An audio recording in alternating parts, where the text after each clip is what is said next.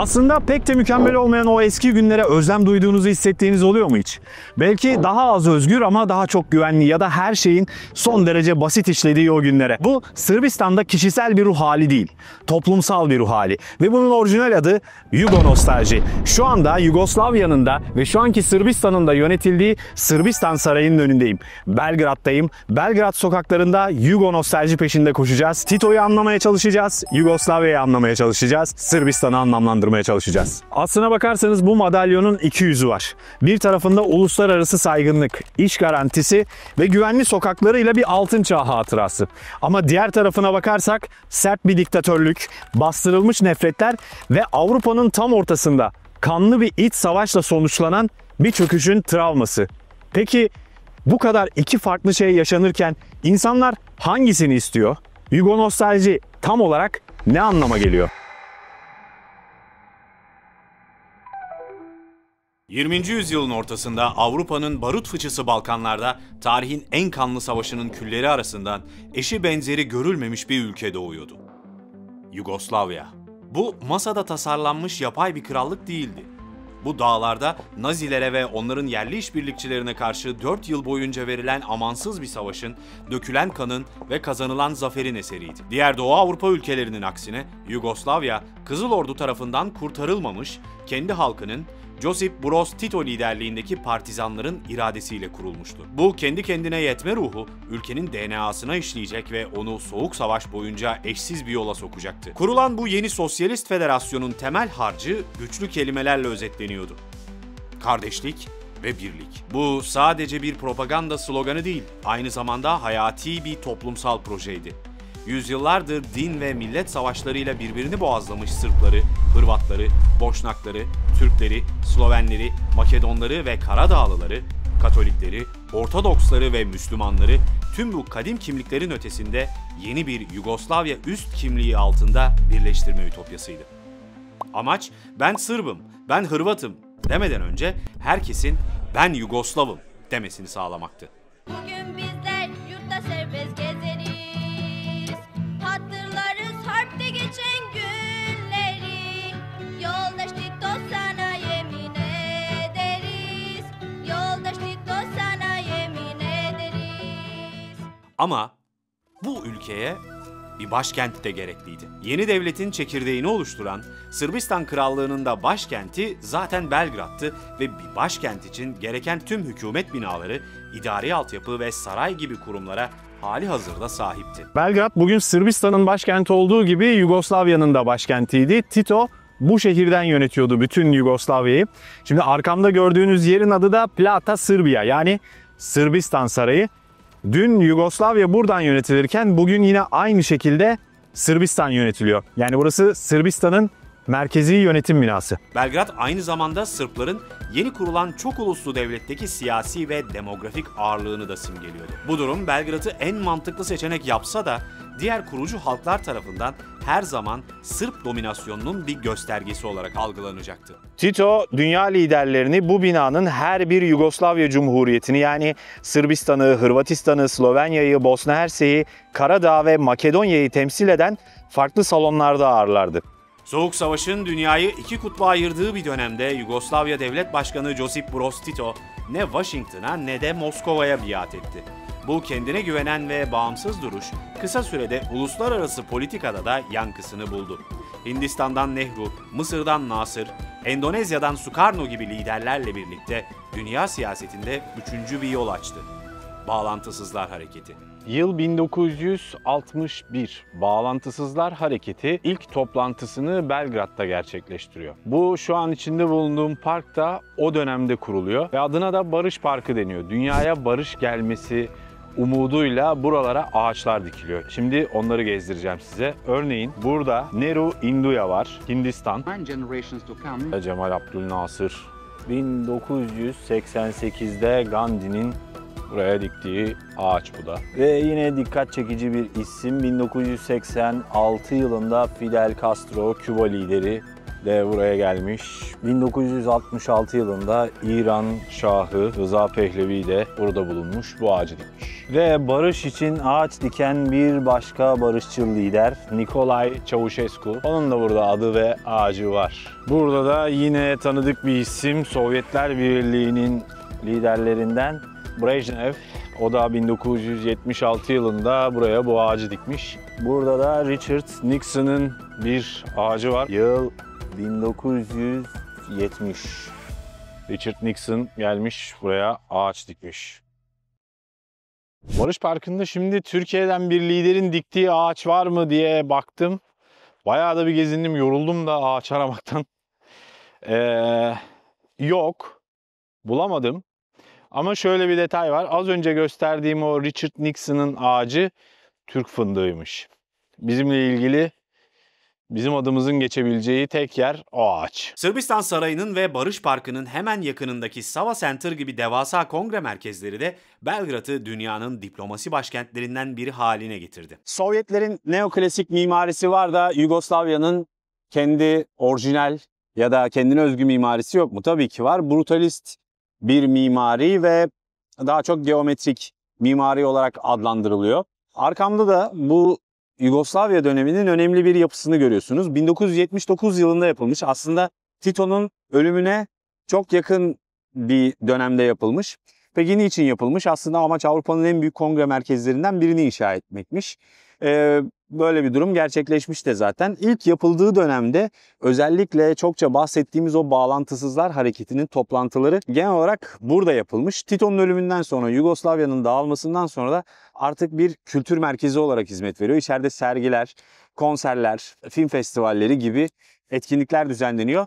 Artık ben önünü kapatmayayım, biraz daha yakından bakalım. Yugoslavya sadece bir Balkan ülkesi değil, küresel bir aktördü. Şimdi ister istemez Sovyet dönemi yapılarıyla karşılaştırmak geliyor içimden. Yugoslavya'da sonuçta sosyalist olduğu söylenen bir devletti. Burada Stalin'in son dönemleri özellikle ya da Gorbaçov dönemi mimarisiyle karşılaştırdığımda aslında çok farklı bir şey görüyoruz. Burası çok daha Avrupa'yı, çok daha moderne, bugüne yakın şekilde inşa edilmeye çalışılmış. Özellikle bu kadar çok camın kullanılmış olması tabii İlginç. Oralarda daha çok sütun yoğunluğunu görüyoruz o binalarda ya da işte mesela Stalin'in hemen ölümünün ardından çok daha hızlı inşa edilen evlerin o estetikten uzak hali geliyor aklımıza. Ama özellikle burayı yaparken, bu kadar önemsedikleri bir binayı yaparken klasizme değil daha modern bir tarafa yönelmişler diyebiliyorum. Peki Yugoslavya'da bu kadar farklı kültürü, dili ve dini bir arada tutan bu yapıştırıcı neydi?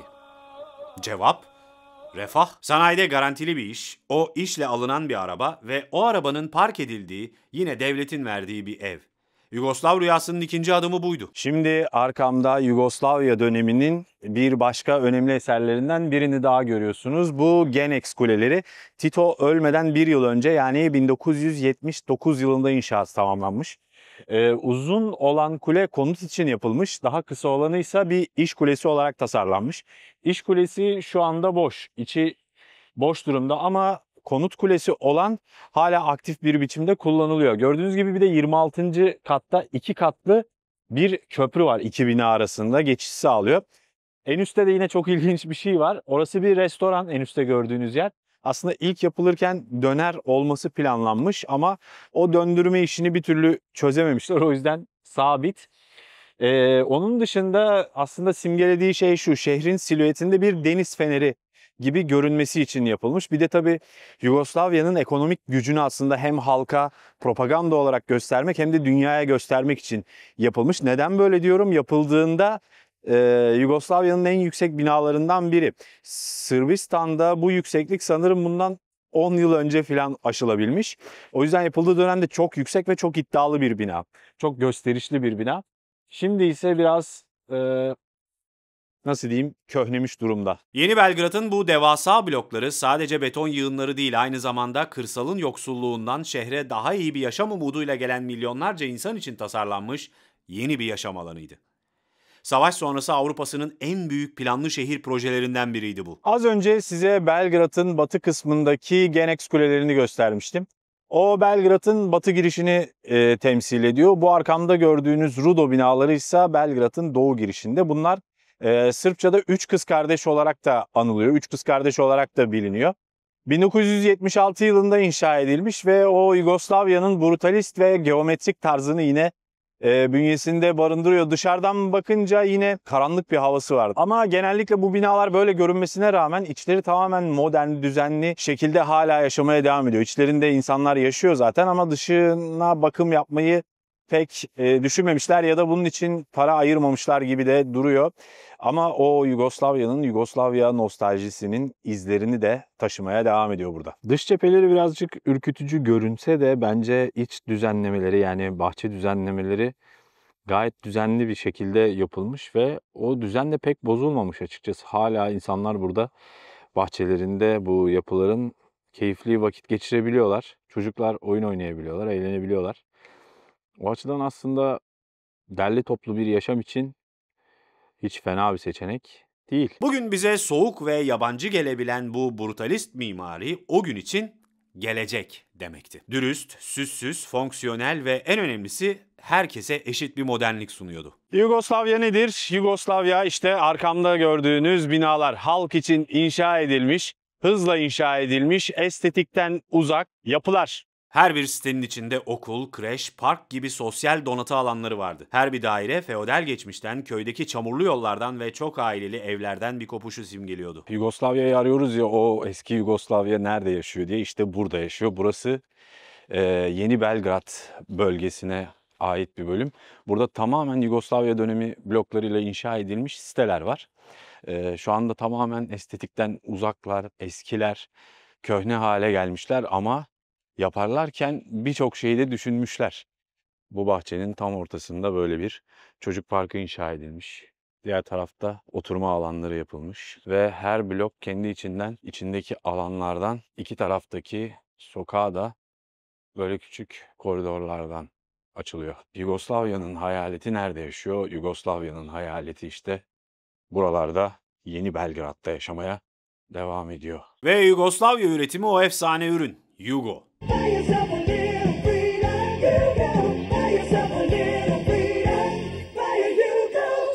Elbette bir Alman arabasının konforuna veya bir İtalyan arabasının stiline sahip değildi. Sık sık arıza yaptığına, yolda kaldığına dair fıkralar anlatılırdı. Ama o Yugoslavya'nın arabasıydı.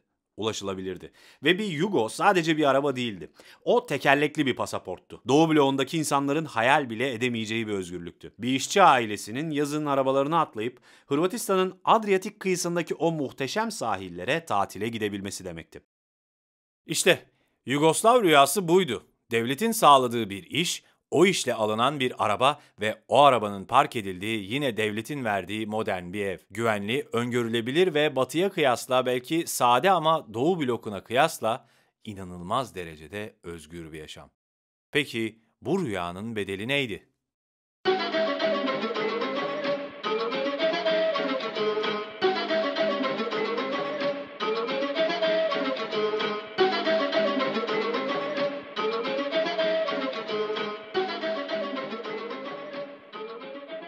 Bu rüyanın bedeli tek bir adama, tek bir partiye ve tek bir ideolojiye mutlak sadakatti.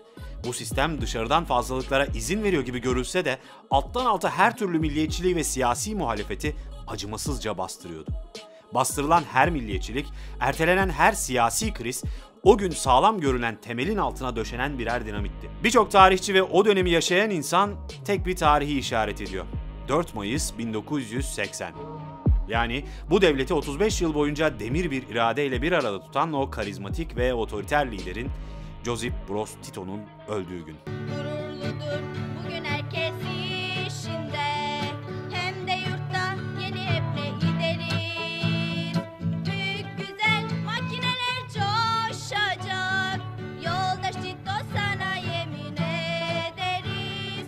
Yoldaş Tito sana yemin ederiz. Yugoslavya demek Tito demek, Tito demek Yugoslavya demek. Şu anda Tito'nun mezarının bulunduğu Çiçek Evi'nde ve Büyük Yugoslavya Müzesi'ndeyim.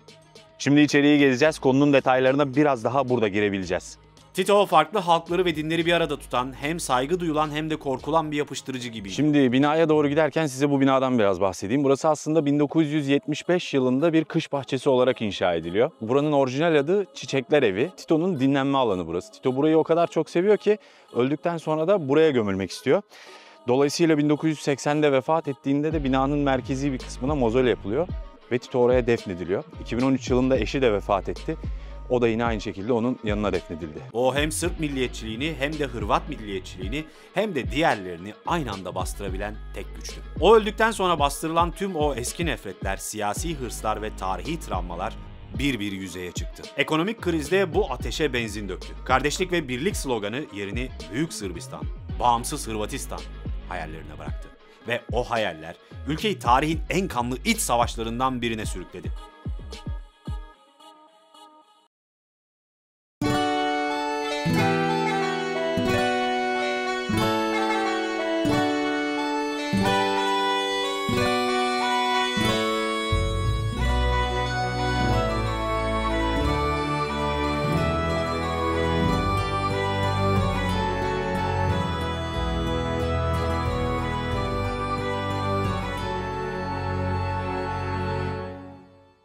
Burası hala aktif ve ziyaret edilen bir yer.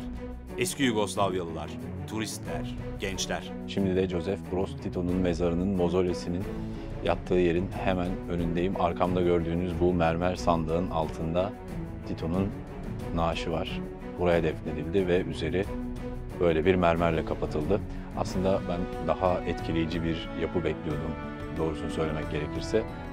Böyle basit bir mermer kaplamayla geçiştirmişler. Ve yine tabii ki o çok sevdiği kış bahçesinin tam ortasında bulunuyor. Kimi merakından, kimi ise o kayıp altın çağı duyduğu özlemden burada. Tito'nun mozolesinin yer aldığı bahçede gezmeye devam ediyoruz. Bahçe güzel bir bahçe. Her yerde heykeller ve güzel çiçekler var. Öyle geçerken size o heykelleri de biraz göstereyim. O eski günlere duyulan bu özleme yugonostalji deniyor. Bu sadece geçmişe duyulan bir özlem değil. Bu, bugünün Sırbistan'ında bulamadıkları bir şeye duyulan özlem.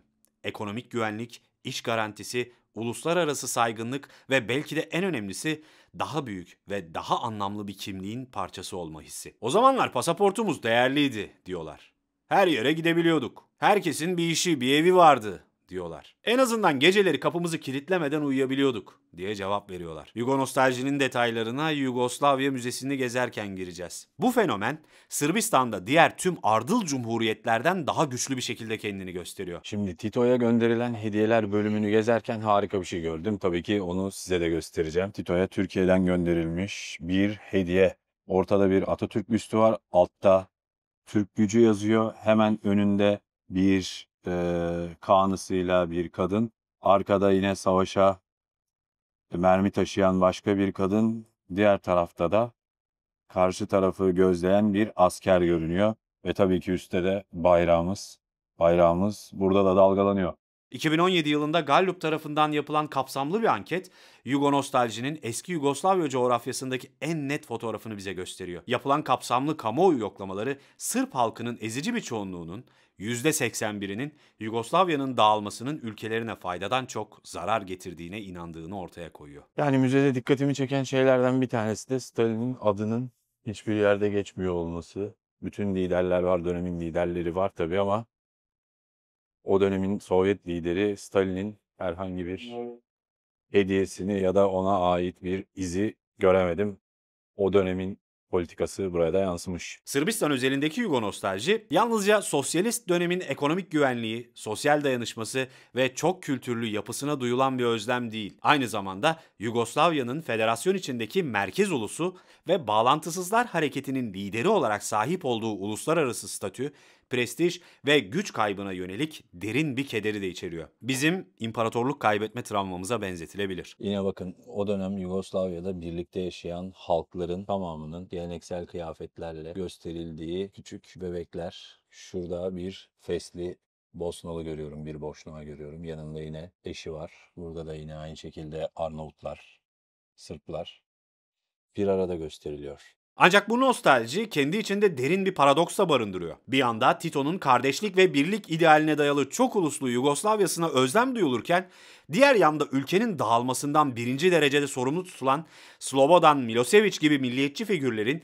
siyasi mirası reddedilmiyor, aksine sürekli olarak rehabilite ediliyor. 2011 yılında Ipsos Stratejik Araştırma tarafından yapılan bir anketin sonuçları Sırpların neden Yugoslavya'nın dağılmasından pişmanlık duyduğunu anlamak için de oldukça aydınlatıcı. Ankette dağılmadan pişmanlık duyanlara bunun nedenleri soruluyor. Birinci sırada %51 ile mevcut ekonomik durumun pişmanlık yarattığı ortaya çıkıyor. O dönemde Yugoslavya önemli bir sanayi ülkesiydi de aynı zamanda. Onlar da tıpkı Sovyetler Birliği gibi kendi araçlarını üretebiliyorlardı. Burada da bir kamyonun, Yugoslav üretimi bir kamyonun maketi var. Yine aynı şekilde fotoğrafları var. Burada da onun bir direksiyonu. Herkesin bir işinin olduğu, işten çıkarılmanın zor olduğu ve şirketlerin çalışanlarına uzun vadeli, düşük maliyetli konutlar sağladığı bir sistem. Bu günümüzdeki yüksek işsizlik ve konut kriziyle tam bir tezat oluşturuyor. Devlet tarafından sunulan ve herkesin erişebildiği ücretsiz ve kaliteli sağlık ve eğitim hizmetleri günümüzün özelleştirilmiş ve yüksek maliyetli hizmetleriyle kıyaslandığında halk için büyük bir kayıp olarak görülüyor. Kardeşlik ve birliğin bozulmasından dolayı pişmanlık yaşayanların oranı ise %16. Bunu milliyetçiliğin yükselmiş olmasından dolayı pişman olan %10'la birlikte okuyabiliriz. Yugoslav kimliğine bağlılığın bir diğer somut göstergesi nüfus sayımlarında kendini etnik olarak Yugoslav olarak tanımlayanların sayısı. Sırbistan Cumhuriyeti İstatistik Ofisi'nin bu konuda yapılan son sayımlarda açık uçlu soru sorması sayesinde on binlerce kişiye kendisini Sırp değil Yugoslav olarak tanımladı. Beklendiği üzere Yugoslavya dönemini bizzat yaşamış ve hatırlayan 55 yaş üstü Sırplar, dağılmanın ülkelerine zarar verdiğini düşünmeye genç nesillere göre anlamlı ölçüde daha yatkın. Bu grup için nostalji doğrudan yaşanmış deneyimlere ve kişisel anılara dayanıyor. Buna karşın Sırbistan'daki Yugonostalji sadece yaşlılara özgü değil. Belgrad'da yapılan gözlemler ve anketler Yugoslavya'da hiç yaşamamış veya o dönemi hatırlamayan gençler arasında da Yugoslavya'ya yönelik artan bir ilgi olduğunu gösteriyor. Bu ilginin temel nedenlerinden biri mevcut eğitim sisteminin Yugoslavya hakkında neredeyse hiçbir şey öğretmemesi ve gençlerin bu boşluğu ailelerinden duydukları çelişkili hikayeler ve popüler kültür aracılığıyla doldurmaya çalışıyor olmaları. Gençler için Yugoslavya, Yugoslav pasaportuyla istediğin yere gidebildiğin, özgür ve yaşanabilir bir yer olarak idealize ediliyor. Yugoslav pasaportunun dünya genelinde vizesiz seyahat imkanı sunması gibi somut avantajlar bu uluslararası saygınlığın sembolü olarak hatırlanıyor. Dağılma sonrası Sırbistan'ın uluslararası alanda izole edilmesi, yaptırımlara maruz kalması ve bölgesel bir güce indirgenmesi geçmişin büyük ve saygın günlerine duyulan özlemi derinleştiriyor. Sırbistan'daki Yugonostalji basit bir kültürel eğilimden ziyade derin siyasi anlamlar ve çelişkiler barındıran bir olgu.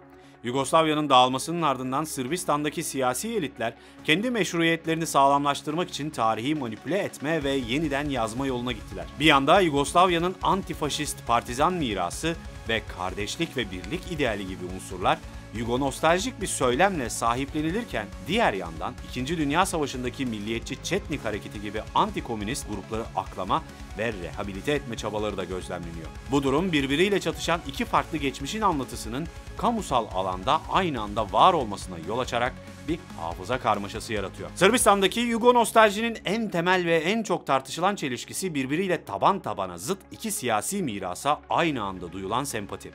Bir yanda çok uluslu sosyalist ve uluslararası alanda saygın bir Yugoslavya'yı temsil eden Mareşal Tito'ya barış, istikrar ve sosyal güvenliğe duyulan özlemi, diğer yanda Yugoslavya'nın kanlı bir şekilde dağılmasından, etnik milliyetçiliğin yükselişinden ve Sırbistan'ın uluslararası alanda tecrit edilmesinden birinci derecede sorumlu tutulan Slobodan Milosevic ve onun politikalarının sürekli olarak rehabilite edilip meşrulaştırılması. Bu paradoksal durum Sırbistan'daki nostaljinin hangi Yugoslavya'ya yönelik olduğu sorusunu da gündeme getiriyor.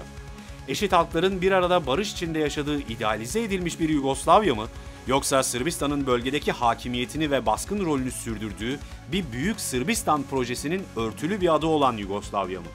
Bu durum nostaljinin seçici veya hatalı tarihsel bir belleğe dayandığını gösteriyor.